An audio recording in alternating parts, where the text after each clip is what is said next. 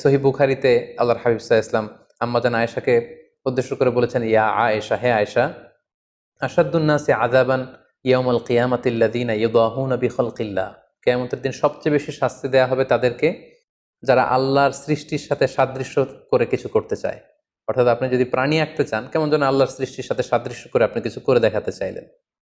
এবং বুখারী মুসলিম উভয় হাদিসের গ্রন্থে এসেছে, আল্লাহ রাসূল সাল্লাল্লাহু আলাইহি ওয়াসাল্লাম ইরশাদ করেছেন, ইন্না আশাদ্দান নাসি আযাবান ইয়াউমাল কিয়ামাতি আল মুসাউবিরুন। কিয়ামতের দিন তাকে সবচাইতে বেশি শাস্তি দেয়া হবে যে প্রাণীর ছবি আঁকে বা মূর্তি বানায় কিংবা স্ট্যাচু বা স্কাল্পচার বা ভাস্কর্য তৈরি করে।